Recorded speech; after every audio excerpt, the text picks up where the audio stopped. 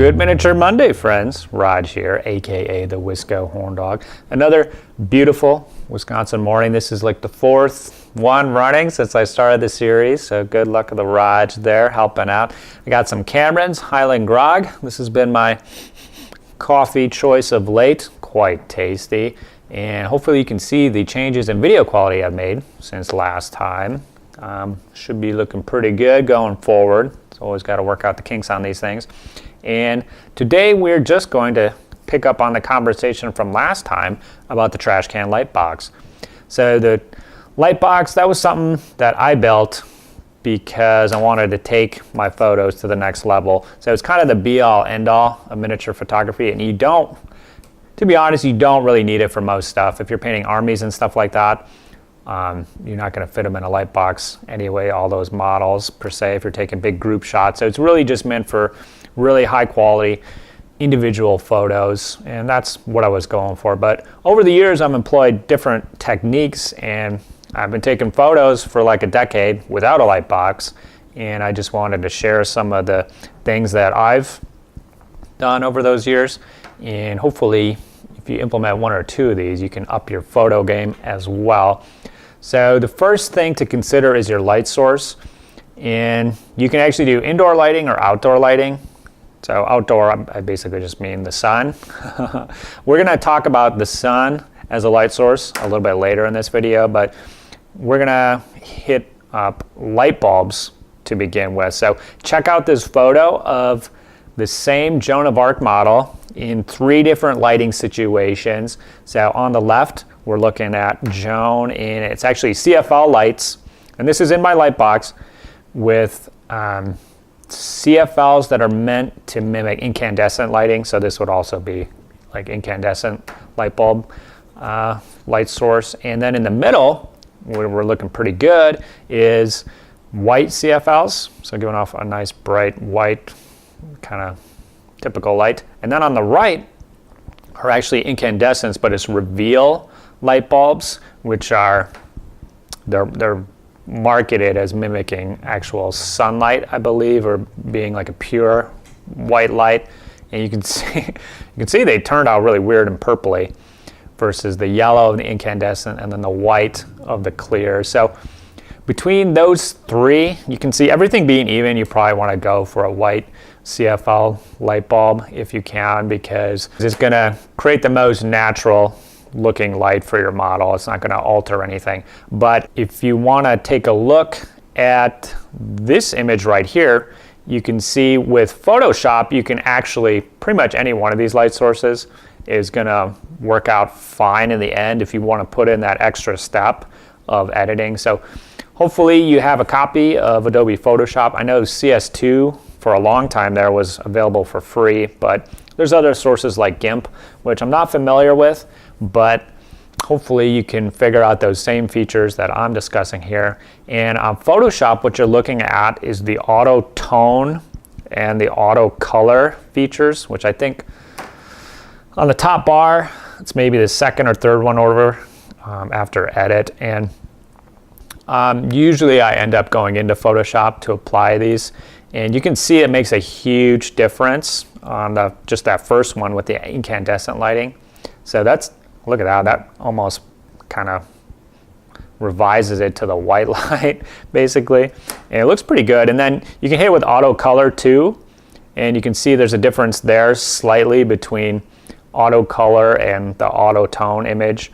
So yeah, even if you're using the wrong kind of light bulbs, or you've already taken the photos and you don't want to set everything up again, but you knew that something was off with them and you wanted to fix it, you just go into Photoshop and hit it with the auto tone. And even the reveal one looks way better. You can see there's like a slight kind of purple tint to the background. So the background is basically gray. So that's how I can kind of tell what the overall tone is. And even on that middle one, going in with the auto tone made a pretty big difference and brightened it up. And I generally do go into Photoshop and kind of muck around with these. Now the goal with the light box was to not have to do that. And you can see the first image is perfectly fine, but it's just a little bit better. I don't know what the deal is. Maybe there's some photo experts out there that can advise on that, but I generally do go in and make the adjustments. And you can see, let's take a look at all three of them again. Pretty much any one of them will work.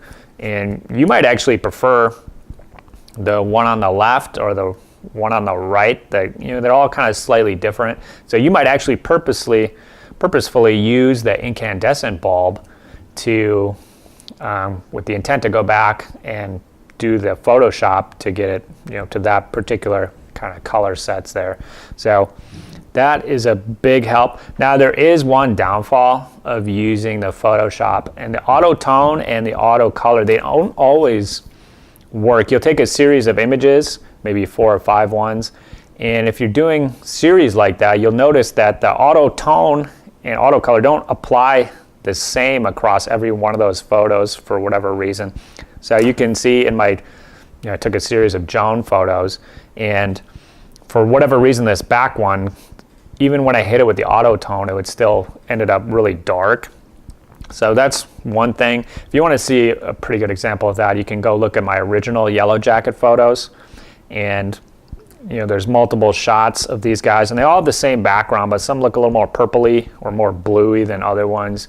So I don't like that. You can kind of tell that somebody's doctored their photos, and I love for them to just all be the same, but maybe that's just my anal retentiveness shining through.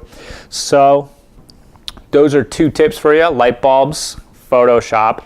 Now let's talk about the background a little bit and how you might get some natural light in there. So what I've used for a long time before the light box was actually this little bad boy right here. And I don't know what you call it, a background.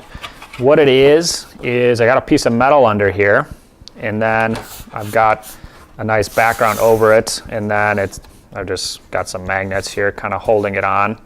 So this is meant to be able to move around and actually go by a light cell or something like that, or if you have a nice spot in your house where it's just really bright, you can basically move this wherever. You got a nice big background, so hopefully wherever you're taking the pictures, you can't see that you're in your bathroom or wherever you're taking the photos.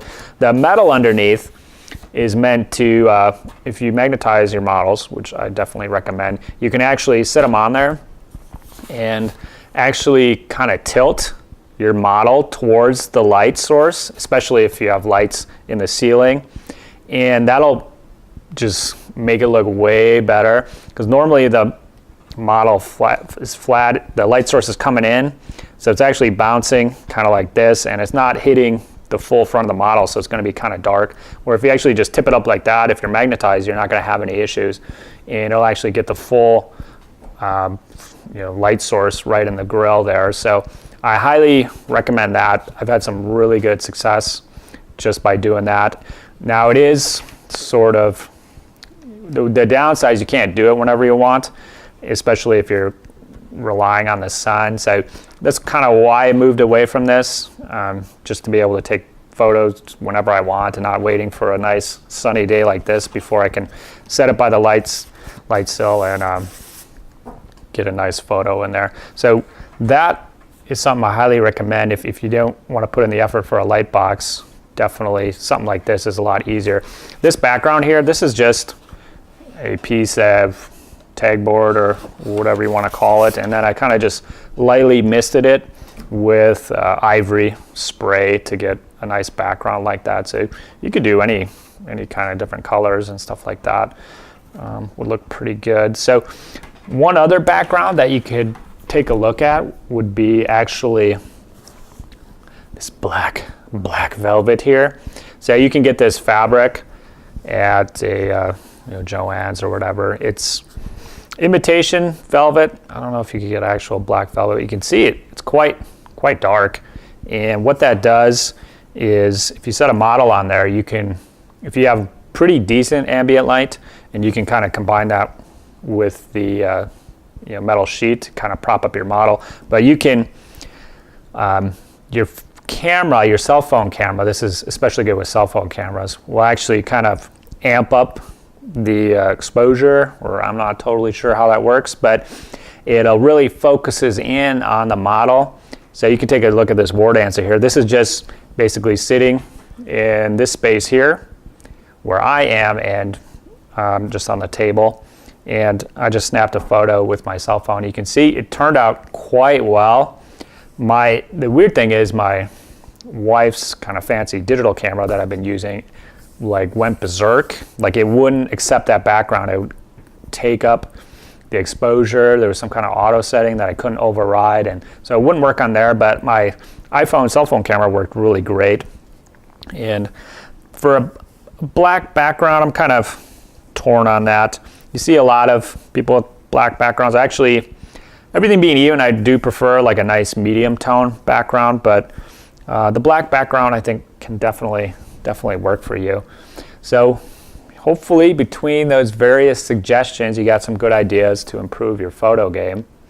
And we are gonna take a look at how I did a Good Miniature Monday paint goals. And last week I wanted to finish either the Tech Bee or the Crabot and at least wash the other one. So you can see I got the Crabot washed. The Tech Bee isn't really done. I got the skin, kind of the clothes done. I haven't really done much else. Kind of running out of steam on these Pan Oceania models. I've got a pretty full Pan Oceania faction here, and I was going to expand that into the Neoterra Capital Line army, but it's going to take way too many models to do that at this time. It's like going to be 10 or 15 more. That's not going to happen. Getting a little sick of the yellow kind of color scheme, and I'm going to finish these guys out for sure, but I'm probably going to be done with them for a while. So stay tuned. I'm going to pick some other faction to work with, and I'll probably be doing some Saga stuff. But I said I wanted to jazz up that Neoterra bolt, and you can see I added some sweet hood and cloak, little crotch piece there. Not sure what you call that. And the intent is to use this as a Black Friar model, or possibly a Hexa or a Locust or something like that.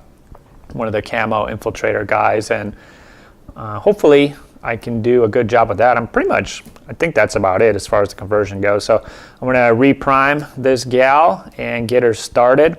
I did hear from Corvus Belli, and they're sending me a new shoulder pad for that Aquila Guard, so I'm still waiting for that. And the Gremlin from Bushido, still waiting for that to arrive. The replacement hand that I was promised. So that is what I've been up to. So for my goals coming up, I do want to finish that Tech Bee and kind of get that Black Friar base coated, and then anything on top of that I think would be a bonus.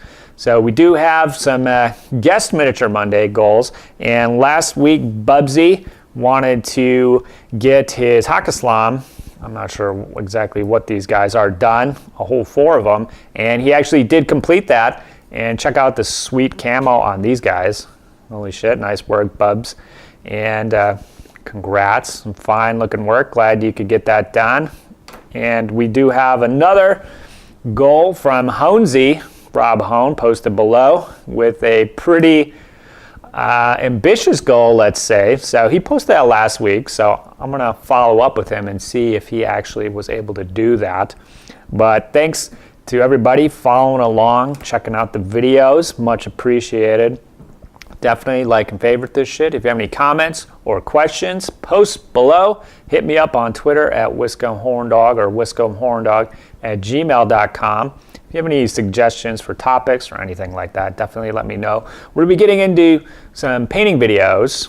I've had a request for faces previously, and maybe not the next Good Miniature Monday, but perhaps the one after that, we're going to start looking at some actual paint techniques and stuff like that. So definitely stay tuned. Thanks for watching. I hope you have a good Miniature Monday. Maybe it should be great Miniature Monday. really take it to the next level with that. But subscribe and keep on living those hobby horn dog dreams. We're doing it every day over here. Have a good one. Bye-bye.